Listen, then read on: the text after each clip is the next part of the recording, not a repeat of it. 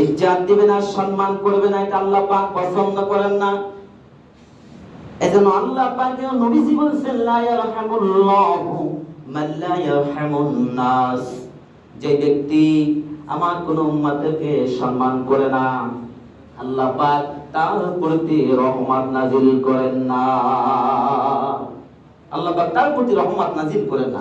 রহমত যখন বান্দার প্রতি নাজিল না করবেন, তখন সেই বান্দার কাছ থেকে অগণিতভাবে গুনাহের কাজ চলে আসবে এবং তার কাছ থেকে দেখবেন আচরণ ব্যবহার খারাপ চলে আসবে, দেখা যাবে সমাজে, রাষ্ট্রে, দেশে। বন্ধুরা, যে কথা বলতেছিলাম, আল্লাহ পাক রব্বুল আলামিন ইজ্জত সম্মান দিয়েছেন মুসলমানদেরকে, মুমিনদেরকে সম্মান দিয়েছেন, সম্মান করার হুকুম করেছেন। দুনিয়ার মানুষের কাছে আমার আপনার সম্মান নাও থাকতে পারে, দিলে দিতেও পারে, নাও দিতে পারে, কিন্তু আল্লাহ পাক রব্বুল আলামিন এত বড় মহান মালিক, যিনি তার কোনো হিসাব দেওয়ার মতন পৃথিবীতে কেউ নাই, আসমানেও কেউ নাই। এবং আল্লাহ বলেন আল্লাহু আকবার, আমি সবচেয়ে বড়, আমি সবচেয়ে মহান। আল্লাহু খায়রুর রাসিকিন, আমি হইলাম সবচেয়ে বড়, আমি হইলাম সবচেয়ে মহান। দুনিয়ার কোন মানুষ মহান হইতে পারে না, একমাত্র মহান আল্লাহ রাব্বুল আলামিন। তিনি বলেন সকল মাখলুককে, সকলকে আমি রিজিক দেনওয়ালা, রিজিক দাতার মালিক সুবহানাল্লাহ। আল্লাহ বলেন বান্দা, দুনিয়ায় তোমাকে কেউ যদি সম্মান না দেয়, সম্মান না করে, সম্মান আমি আল্লাহ রাব্বুল আলামিন তোমার জন্য স্পেশাল করে রেখে দিয়েছি সুবহানাল্লাহ। এই জন্য হিংসা করা যাবে না। আমার ভাইয়েরা, আলোচনার দিকে চলে যাব। যাকাতের ব্যাপারে আলোচনা করব।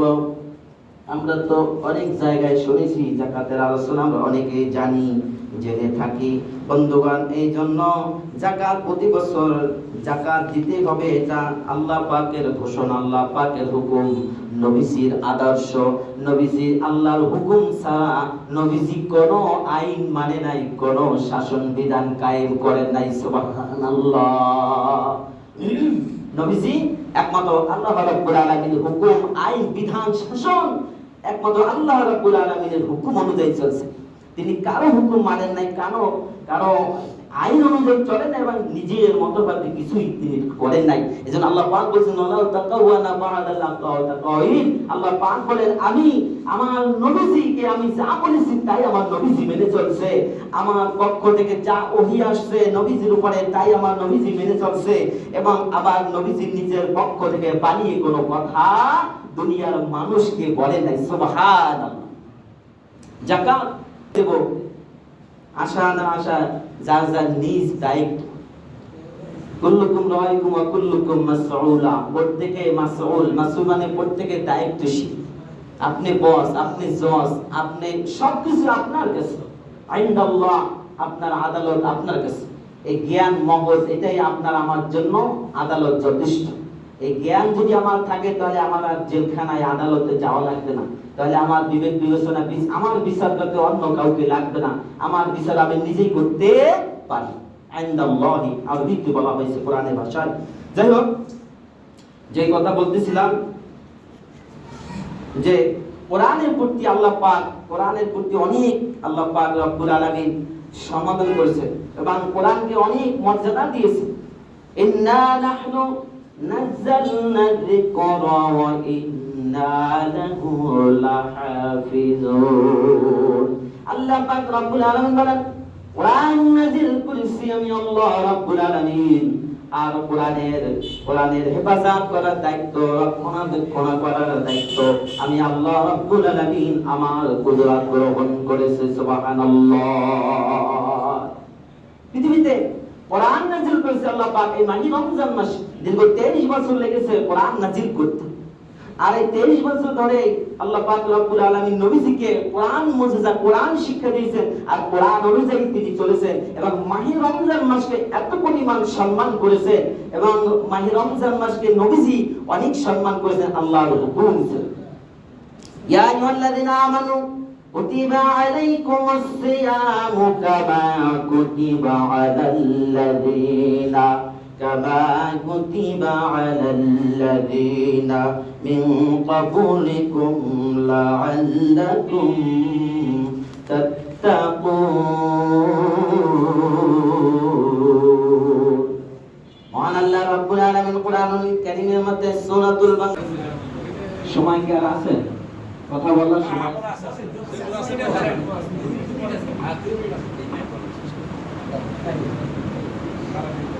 আলহামদুলিল্লাহ আমরা তো জাহাঙ্গীর ভাইয়ের পরিচয় আমরা পেয়েছি বহুত আগে থেকে আমরা জানি তো আমাদের দেশে যিনি প্রধানমন্ত্রী আসছেন আল্লাহ পাক যাকে পছন্দ করেন তাকেই দেন দিন বিজয় এবং এটা তো আল্লাহর হাতে বিজয় যেমন সে আসছে বিজয় হয়েছে তো আমাদের দেশ বেশি ভালো চলার দরকার নাই মাননীয় প্রধানমন্ত্রী বেগম খালেদা জিয়া যেমন চালাইছে জিয়াউর রহমান রাষ্ট্রপতি শহীদ যেমন চালাইছে তেমন চালাইনি হবে ওই শাসনটাই যথেষ্ট আমি মনে করি এটা আমি সবার পক্ষ থেকে আমার ক্ষুদ্র জ্ঞান দিতে বলছি আলহামদুলিল্লাহ আশা করি দেশ ভালো চলবে চালাবে তবে আমরা দোয়া করব সমালোচনার চেয়ে দোয়া করলে এটা উত্তম এটা আল্লাহ পাক কবুল করবে মনে করেন আমি অন্যায় করিনি তারপর আমাকে গালি দিয়েছেন কিন্তু গালি আমার কাছে আসবে না গালি আপনার দিকে ফিরে যাবে আমি অন্যায় করিনি আমার সমালোচনা করছেন কিন্তু আপনার দিকে ফিরে যাবে আমি করি নাই হ্যাঁ এজন্য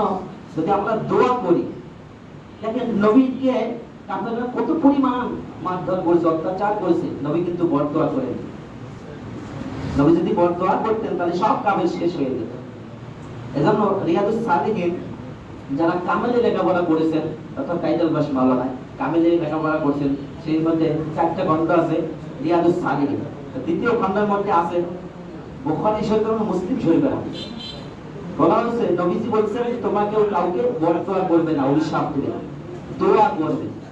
দোয়া করবে আত্মমুখে ইবাদতের মূল হইছে দোয়া আপনি দোয়া করবেন দোয়াটাই আল্লাহর কাছে প্রিয় যথেষ্ট যদি দোয়া কাজ করে বান্দা হেদায়েতের রাস্তায় চলে আল্লাহ পাক দোয়া কবুল করে দোয়া তার কাছে লাগবে তাহলে আপনার জন্য লাগবে মঙ্গল হবেই দোয়ার ফজিলত ফলাফল আসবে অবশ্যই ইনশাআল্লাহ তো যাই হোক সময় তো কম সময় হয়ে গেছে আমাদের যাদের সুন্নাত বাকি আছে আমরা সুন্নাত নামাজ আদায় করব ইনশাআল্লাহ